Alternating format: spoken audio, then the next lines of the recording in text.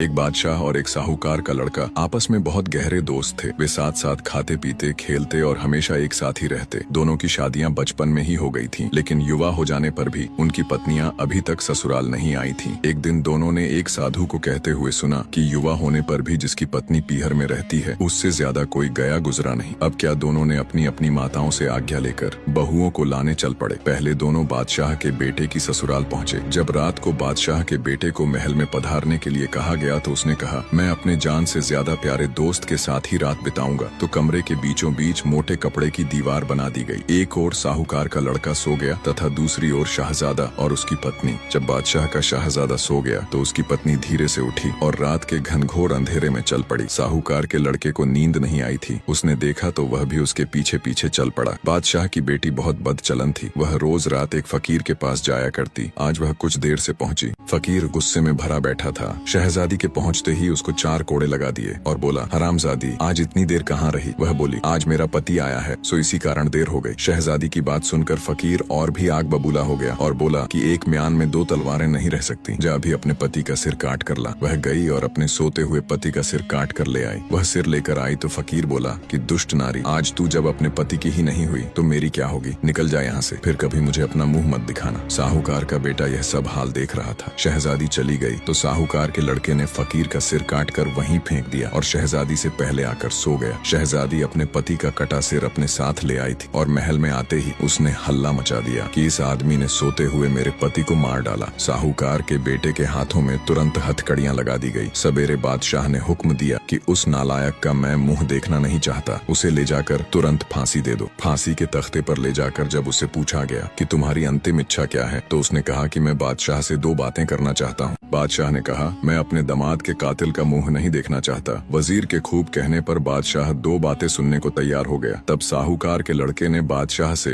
अपनी 2 बातें कहनी शुरू की। कहा कि तुम्हारी बेटी बहुत बदचलन है। वह नित्य आधी रात को जंगल में एक फकीर के पास जाया करती थी। एक रात को वह कुछ देरी से पहुंची तो फकीर ने उसकी पीठ पर 4 कोड़े लगाए और कहा कि अपने पति का सिर काट कर ला। वह सिर काट कर ले गई तो फकीर ने उसे दुत्कार दिया। फकीर की नापाक हरकतों पर मुझे बड़ा गुस्सा आया और मैंने उसका सिर काट लिया। आपको विश्वास न हो तो शहजादी को बुलाकर उसकी पीठ खोलकर देख लीजिए। बादशाह ने शहजादी को बुलाकर उसकी पीठ देखी तो राजा सब समझ गया। उसने साहूकार के लड़के को छोड़ दिया और अपनी बेटी को फांसी की सजा सुनाई। साहूकार के लड़के ने अपने मित्र की लाश को एक गठरी में बांधकर उदास मन से अपनी ससुराल को चल पड़ा। ससुराल की हवेली के बाहर उसने एक वृक्ष पर गठरी टांग दी और खुद हवेली में चला गया। रात को जब उसकी स्त्री उसके लिए थाल सजाकर चली तो एक कोचरी बोल पड़ी। इसे अपशकुन समझकर उसने दूसरी बार थाल सजाया तो दूसरी बार भी कोचरी बोली। तो उसने कोचरी से पूछा कि तू कौन है और क्या चाहती है। इतने वर्षों बाद तो मेरा पति आया है, अब तू बीच में क्यों विघ्न डाल रही है। कोचरी बोली, मैं कोचरी नहीं बेमाता हूँ। तेरा पति खाना नहीं खाएगा जब तक उसका दोस्त जिंदा नहीं होगा। फिर बेमाता ने सारी बात विस्तार से कही। साहूकार की स्त्री ने पूछा कि मेरे पति का दोस्त जिंदा कैसे होगा। इस पर वह बोली कि इसका एक ही उपाय है, मैं बहुत दिनों से भूखी हूँ। यदि तू मुझे अपने दाहिने अंग का मांस खिला दे तो तेरे पति का दोस्त जिंदा हो जाएगा। साहूकार की स्त्री ने उसकी बात मान ली। कोचरी ने उसके शरीर में 2-4 चोंचे मारी और तृप्त हो गई। फिर वह बोली कि तुम्हारे पति का मित्र महल में आ गया है, जब भी तुम्हारा पति उसे आवाज देगा वह आ जाएगा। यूं कहकर कोचरी उड़ गई। स्त्री थाल सजाकर अपने पति के पास ले गई तो उसने मुंह फेर लिया। बहुत पूछने पर उसने सारी बात कही तो स्त्री ने कहा कि तुम अपने दोस्त को पुकारो, वह आ जाएगा। उसके पुकारते ही सचमुच बादशाह का लड़का उसके पास आ गया। एक दिन दोनों दोस्त शिकार के लिए जा रहे थे कि तभी साहूकार के बेटे की स्त्री ने कहा, तुम दोनों 3 दिशाओं में शिकार खेलने जाना, मगर दक्षिण दिशा में मत जाना। लोग कहते हैं जंगल में तालाब के किनारे एक नाग कन्या की मूर्ति रहती है जिसकी फुसकार से आदमी की 4 मौतें होती हैं। लेकिन बादशाह का बेटा नहीं माना, शिकार के पीछे दक्षिण दिशा की ओर चल पड़ा। साहूकार के बेटे ने उसे बहुत मना किया लेकिन वह नहीं माना। शिकार का पीछा करते करते दोनों घने जंगल में भटक गए। प्यास के मारे शाहजादे का गला सूखने लगा तो साहूकार का लड़का पानी की खोज में निकल पड़ा। खोजते खोजते एक तालाब के पास पहुंचा तो देखा तालाब के किनारे एक बहुत सुंदर लड़की की पुतली खड़ी थी जो उस तालाब में रहने वाली नाग कन्या की मूर्ति थी। पुतली बहुत ही सुंदर थी। साहूकार के बेटे ने सोचा कि यदि उसका दोस्त इस पुतली को देख लेगा तो यहाँ से जिंदा नहीं लौटेगा। उसने उस पुतली को छिपा दिया। फिर अपने दोस्त के लिए पानी लेकर उसके पास पहुंचा। बादशाह के बेटे ने कहा कि मेरी प्यास नहीं बुझी, मैं खुद पानी पी आऊंगा।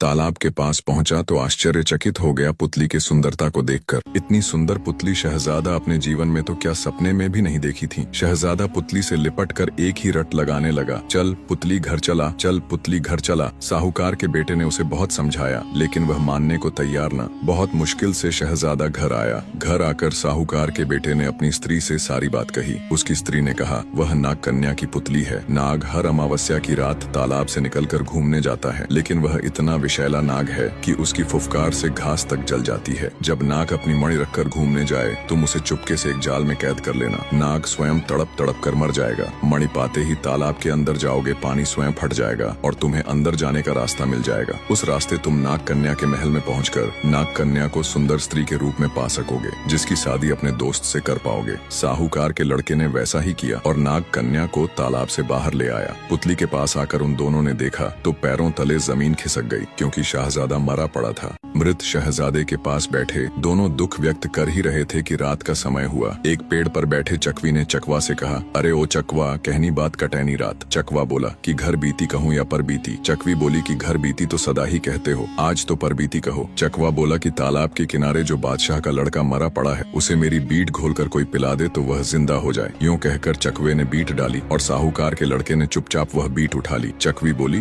कि यह जी भी जाएगा तो क्या होगा, इसकी अभी 4 मौतें और हैं, जिसमें 3 मौतों से तो यह बचाया जा सकता है, लेकिन चौथी मौत में रात को सोते समय इसे इच्छाधारी काला नाग डस लेगा। उस समय बचा पाना असंभव ही है। यदि किसी व्यक्ति ने इसे बचा भी लिया, बचाने के बाद वह व्यक्ति इस बात को अगर किसी से कह देगा तो वह तुरंत ही पत्थर का हो जाएगा। चकवे ने पूछा कि क्या बचाने वाला व्यक्ति फिर जिंदा हो सकता है? तो चकवी बोली कि हो तो सकता है। यदि शहजादा जीवित रहा तो इसके एक लड़का होगा, यदि उसे मारकर उसका खून ताबूत पर छिड़का जाएगा तो वह जिंदा हो जाएगा। यूं कहकर दोनों पक्षी उड़ गए। सुबह हुई, दोस्त ने बीट घोलकर शहजादे को पिला दी। पिलाते ही शहजादा जीवित हो गया। नाग कन्या से शहजादे की शादी हो गई। शहजादा 3 मौतों से तो गुजरकर जीवित हो चुका था, अभी एक और बाकी थी। नाग कन्या ने भी चकवा चकवी की बात सुनी थी। उसने साहूकार के लड़के को अपने कमरे की छत में एक बड़ा छेद करके उसमें छुपा दिया। आधी रात को काला नाग फुफकारता हुआ खिड़की से उतरने लगा। साहूकार के बेटे ने झट से तलवार निकाल उसके टुकड़े कर दिए, लेकिन नाग के विष की एक बूंद नाग कन्या के होंठ पर जा गिरी। अब साहूकार का लड़का दुविधा में पड़ गया। अंत में उसने यही निश्चय किया